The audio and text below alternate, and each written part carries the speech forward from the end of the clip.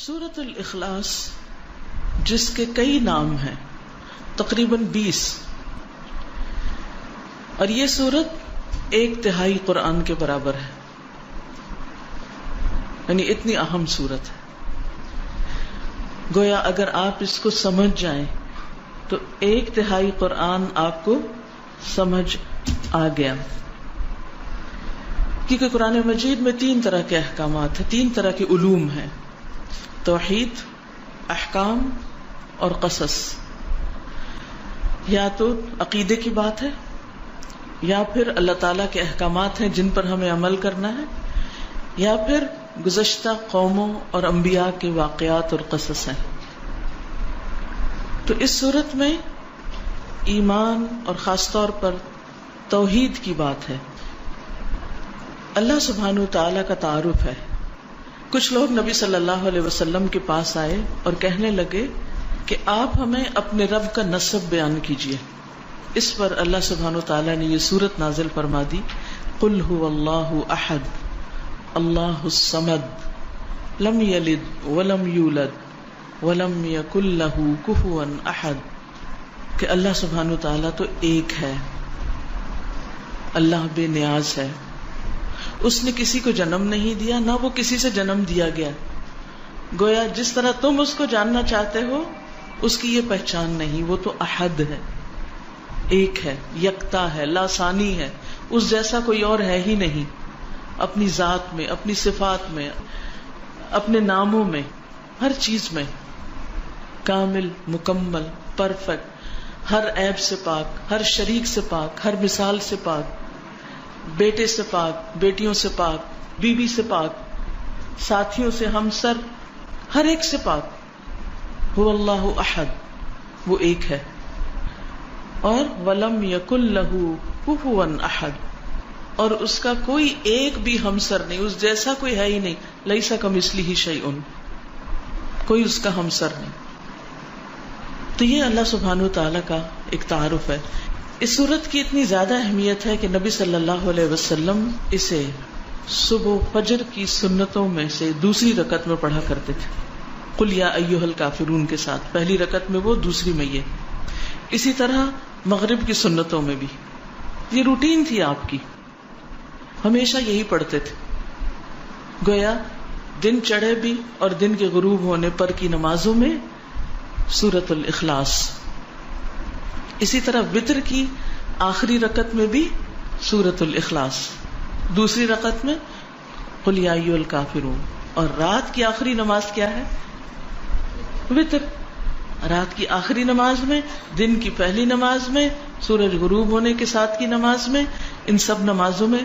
بلکہ 2 صحابہ کے بارے میں آتا ہے کہ وہ تو ہر نماز کی ہر رکعت میں سورۃ الاخلاص پڑھتے تھے، ان کو اتنی زیادہ محبت تھی اس سورت کے ساتھ کہ وہ مستقل طور پر اس کو پڑھتے تھے۔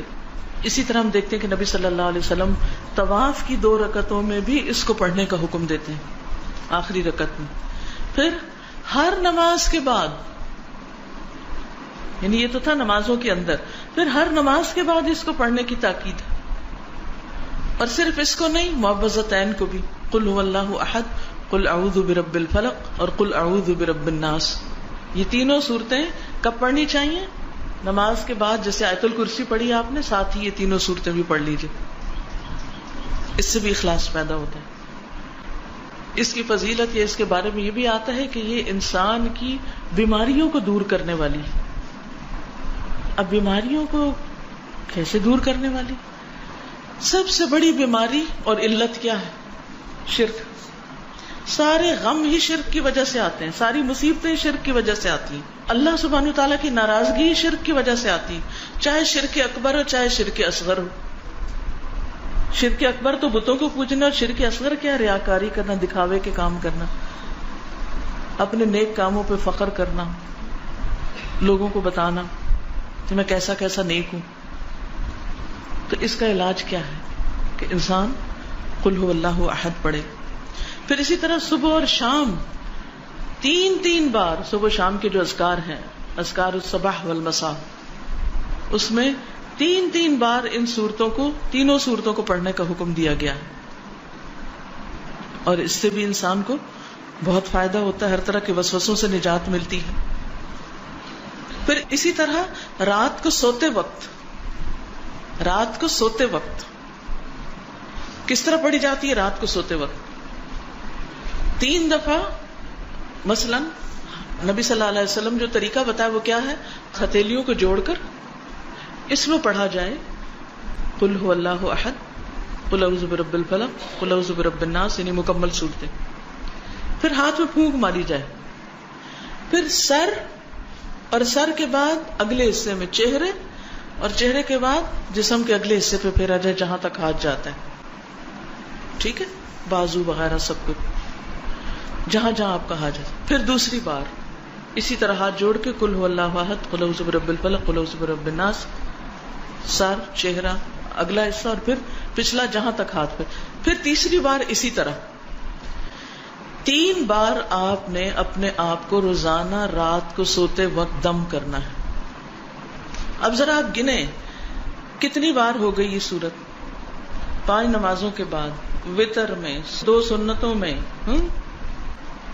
صبح شام کے اذکار میں 3 بار، اور پھر رات کو 3 بار. ہم اس صورت کو سورت الفاتحہ سے بھی زیادہ بار پڑھتے ہیں دن میں.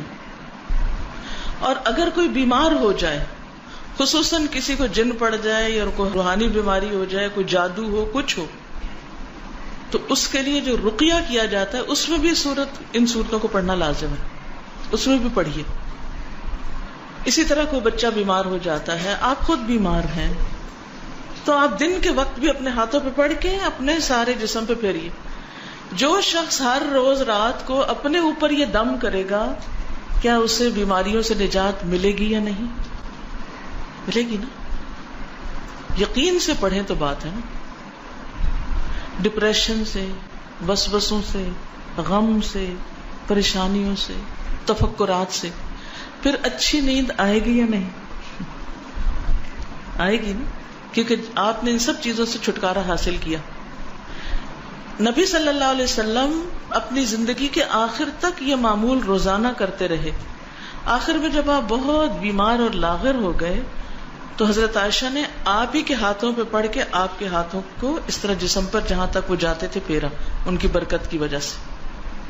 تو اس سے آپ اندازہ لگا سکتے ہیں کہ اس صورت کی ہماری عملی زندگی میں کتنی زیادہ اہمیت ہے. نہ صرف یہ کہ اس صورت کی بلکہ اگلی 2 صورتوں کی بھی. نبی صلی اللہ علیہ وسلم نے ایک موقع پر ایک لشکر کا امیر کسی کو بنا کر بھیجا، تو وہ ان کو نماز کی امامت بھی کراتا تھا، جماعت کراتا. جب وہ جماعت کراتا تو ہر رکعت کا اختتام قل هو اللہ پہ کرتا، یعنی کچھ اور بھی پڑھتا مگر قل هو اللہ لازمی پڑھتا. اب لوگوں نے اس وقت تو کچھ نہیں کہا، لیکن واپس آ کر نبی صلی اللہ علیہ وسلم سے پوچھا کہ اس نے ایسا کیوں کیا، یہ ایسا کیوں کرتا تھا؟ آپ نے فرمایا اسی سے پوچھو کہ وہ ایسا کیوں کرتا تھا. لوگ اس کے پاس گئے اور انہوں نے کہا کہ تم ایسا کیوں کرتے تھے کہ ہر رکعت جو ہے اس کا اختتام قل هو اللہ پہ کرتے؟ تو اس نے کہا کہ مجھے اس صورت سے محبت ہے، مجھے اس صورت سے محبت ہے، کیونکہ یہ رحمان کی صفت ہے، یہ رحمان کی پہچان ہے، اس میں رحمان کی صفات بیان ہوئی، اس لیے مجھے اس صورت سے محبت ہے. تو مجھے اللہ سے محبت ہے، لہٰذا میں اللہ کی صفات ہر رکعت میں بیان کرتا ہوں. یعنی اس کو یوں لگتا تھا جیسے اللہ سبحانہ و تعالیٰ کی صفت بیان نہ کی تو گویا جیسے نماز مکمل نہ ہوئی. یہ اس کا اپنا اجتہاد تھا، یہ اس کے اپنے جذبات تھے. تو بہرحال آپ صلی اللہ علیہ وسلم نے اس کے لیے پیغام بھیجا کہ تم اسے جا کر خبر دے دو کہ اس بنا پر اللہ سبحانہ و تعالیٰ بھی اس سے محبت رکھتا ہے. گویا جو شخص اس صورت سے محبت رکھتا ہے اللہ سبحانہ و تعالیٰ اس سے محبت رکھتا ہے.